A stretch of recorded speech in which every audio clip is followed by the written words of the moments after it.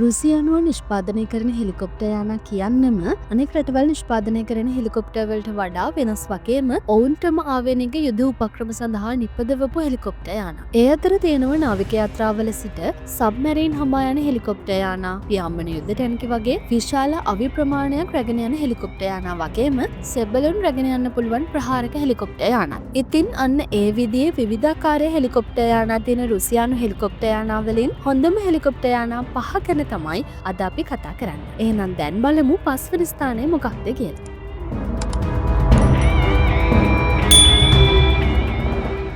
අපි මුලින්ම හැරෙන්නේ මුහුද පැත්තට. ඒ කියන්නේ අපි 5 වෙනි ස්ථානයට තෝරගෙන තියෙන නාවික හෙලිකොප්ටර් යානය. ඒ තමයි Kamov Ka-27 කියන හෙලිකොප්ටර් යානය. 1980 දී මේ හඳුන්වා දෙන්නේ පැරණි Ka-25 යානයේ විශ්‍රාම ගැනීමට වන අතර ඒ පැරණි යානය වගේම මේ යානයේ තියෙන්නේ coaxial එහෙමත් නැත්නම් එක මත එක පිහිටන රෝටර්ස්. ඒ නිසාම මේට පිටුපස කුඩා රෝටරයක් නැහැ. ඉතින් ඒ නිසා මේ හෙලිකොප්ටර් යානය තරමක කුඩා නාවික යාත්‍රාවලට උනත් යොදා ගන්න පුළුවන් වෙලා තියෙනවා.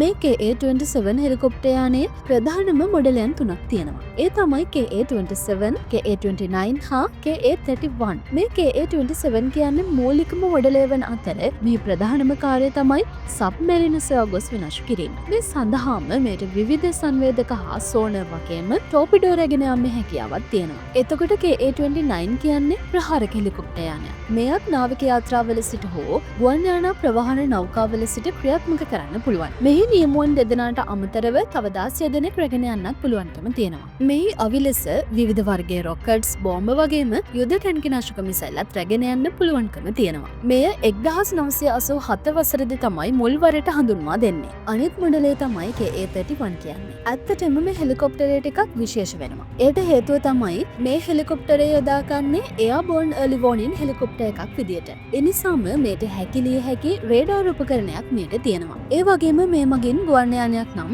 කිලෝමීටර් 150ක දුරකදී හඳුනා ගැනීමටත් නෞකාවක් නම් කිලෝමීටර් 250ක දුරකදී හඳුනා ගැනීමේ හැකියාවක් තියෙනවා. ඉතින් මේ තමයි අපේ 5 වෙනි තැන ගන්න හෙලිකොප්ටර් යානය. දැන් එහෙනම් අපි බලමු 4 වෙනි තැනට තියෙන්නේ මොකක්ද කියලා.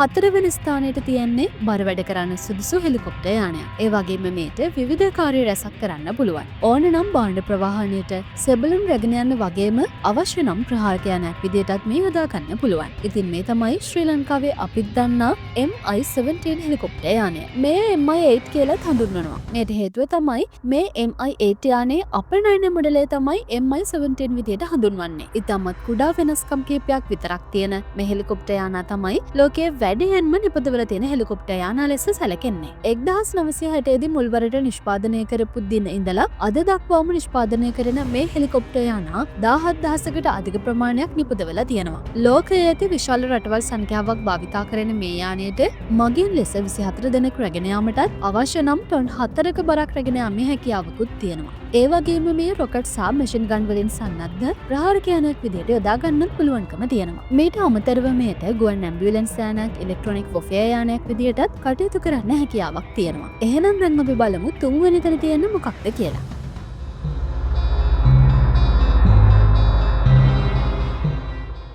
අපේ 3 වෙනි තැනට තියෙන්නේ වෙන කිසිම දෙයකට නැතුව ප්‍රහාරයන් විතරක්ම එල්ල කරන්න නිපදවපු හෙලිකොප්ටර් යානයක්. මේ තමයි බටහිර විසින් රුසියානු අපාචි යානය ලෙස හඳුන්වන Mi-28 ප්‍රහාරක හෙලිකොප්ටර් යානය. 1982 දී මුල්වරට ගුවන්ගත වන මේ ප්‍රහාරක හෙලිකොප්ටර් යානය රුසියානු හමුදා හා එක් වෙන්නේ 2009 වසරේ සිට. මේ Mi-28N ලෙස හඳුන්වන දිවා රාත්‍රී මෙහෙයුම් සිදු කිරීමේ හැකියාව ඇති ප්‍රහාරක හෙලිකොප්ටර් යානය තමයි මේ වෙන විට රුසියාව විසින් භාවිතා කරනු ලබන්නේ. මෙහි විශේෂත්වය තමයි තටුවලට ඉහළින් පිහිටා ඇති සුවිශේෂී ගෝලාකාර රේඩාරය. ඒ වගේම මෙහි නාසයේ ඉදිරිපස කැමරා හා රාත්‍රී මෙහෙයුම් සඳහා අවශ්‍ය විවිධ සංවේදක රාශියක් සවිකර තියෙනවා. ප්‍රධාන වශයෙන්ම යුද ටැංකි විනාශ කිරීමට හැකි ආකාරයෙන් නිපදවා ඇති මේ හෙලිකොප්ටර් යානයට යුද ටැංකි නාශක මිසයිල් 16ක් පමණ රැගෙන යන්න පුළුවන්. මීට අමතරව රොකට් සහ ඉදිරිපස මිලිමීටර් 30 ප්‍රබල තුවක්කුවකින්ද මේ සන්නද්ධ වී තිබෙනවා. ඒ වගේම මේට විවිධ වර්ගයේ ගුවනට හා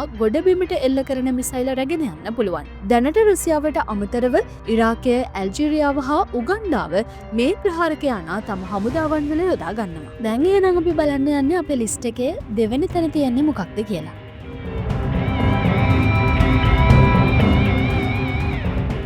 අපේ දෙවෙනි තැන තියන්නේ ඔයාලා හිතන හෙලිකොප්ටර් යානය නම් නොවෙන්න පුළුවන්. ඉතින් මේ තමයි රුසියාව විසින් මෙතෙක් කාලයට හදපු තාක්ෂණික ලෙස දියුණුම හෙලිකොප්ටර් යානය වන KA-52 යාන. මේකම ඇලිගේටර් කියලා හඳුන්වනවා. අපි කලින් කිව්ව විදිහට මේ යානය තියන්නේ කමු සමාගමේ සුවිශේෂී කොඑක්සියල් එහෙමත් නැත්නම් එක මත එක පිහිටන රෝටර් සිස්ටම් එකමයි. 80 දශකයේදී වැඩි දියුණු කිරීම වලින් පසුව මේ හෙලිකොප්ටර් යානය රුසියානු හමුදාවන් භාවිතා කිරීමට පටන් ගන්නේ 1995 ඉඳලා. මිලිමීටර් 30 උණ්ඩ යොදන ප්‍රධාන අවියක් හා විවිධ රොකට්ස් වගේම ගුවනේ සිට ගුවනට එල්ල කරන මිසයිල වගේම භූමියට ප්‍රහාර එල්ල කරන්න පුළුවන් මිසයිල් හා බෝම්බත් මේට රැගෙන යාමේ හැකියාව තියෙනවා. ඒ වගේම දිවාරාත්‍රී හා ඕනෑම කාලගුණික තත්ත්වයක් යටතේ මෙහෙයුම් කළ හැකි මේ හෙලිකොප්ටර් යානය සඳහා ඒ නිසාම අතිශය දියුණු රේඩාර් හා විවිධ සංවේදක සහිත එවියොනික්ස් පද්ධතියක් මේ යානයේ සතු වෙනවා. මේ යානයේ තියෙන තවත් විශේෂතාවයක් තමයි වෙනත් හෙලිකොප්ටර් වල නොමැති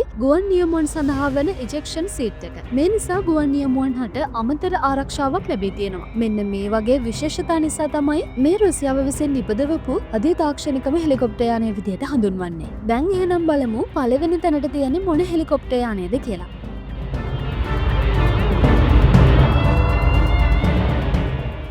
වෙන කිසිම රුසියානු හෙලිකොප්ටර් යානයකට මෙච්චර ප්‍රසිද්ධියක් වගේම මෙච්චර බියකුත් ඇති වෙලා තිබිලා නැහැ. ඒ වගේම මේ ප්‍රහාරක හෙලිකොප්ටරය විසින් නූතන රුසියානු හෙලිකොප්ටර් වල හැඩය පවා වෙනස් කළා කියලා කියන්න පුළුවන්. මේ තමයි අපි හැමෝම දන්න පියාඹන යුද ටැංකිය. එහෙමත් නැත්නම් Mi-24 ප්‍රහාරක හෙලිකොප්ටර් යානය. 1970 දශකයේදී මේ හඳුන්වා දෙන විට මේ යානයේ ඇති වේගයට හා ප්‍රහාරක බලය ගැන බටහිර රටවල් පවා පුදුමයට පත් වෙනවා. ඒ වගේම මෙහි ඇති ප්‍රබල ආරක්ෂක සැකිල්ල නිසා විශාල වෙඩි බලයකට පවා ඔරොත්තු දීමේ හැකියාවත් මේට පවතිනවා. ප්‍රබල ගිනි අවි වලින් සහ විවිධ මිසයිල් හා රොකට්ස් වලින් සමන්විත මේ හෙලිකොප්ටර් යානයට සමකල හැකි කිසිදු යානයක් මෑතක් වනතුරුම තිබුණේ නැති බවත් කියන්නම ඕන. ඒ වගේම මේට අමතරව සෙබළම් රැගෙන යාමේ හැකියාවක් තියෙනවා. මෙය කිසිදු ප්‍රහාරක හෙලිකොප්ටර් යානයක නොතිබූ හැකියාවක් වනවා. ඒ වගේම රටවල් 50කට වගේ සංඛ්‍යාවකට අපනයනය කරලා තියෙනවා වගේම ලොව තිබූ බොහෝ යුද ගැටුම් වලටත් සහභාගී වී තියෙනවා වගේම සාර්ථක වෙලත් තියෙනවා. ශ්‍රී ලංකා ගුවන් හමුදාවත් මේ ප්‍රහාරක හෙලිකොප්ටර් යානය 30 අවුරුදු යුද්ධය සඳහා සාර්ථකව භාවිතා කර තියෙනවා. ගොඩක් අයට හිතෙන්න පුළුවන් ඇයි මේ හෙලිකොප්ටර් යානය පළමු තැනගන්නේ? වෙනත් නවීන රුසියානු හෙලිකොප්ටර් යාන තියෙද්දි කියලා. ඒකට තියෙන ලොකුම හේතුව තමයි මේ හෙලිකොප්ටර් යානයේ ඇති සාර්ථකත්වය. නිපදවල දශක 5ක් ගත වෙලා තිබ්බත් අදටත් බොහෝ රටවල් යාවත් කාලීන කරපු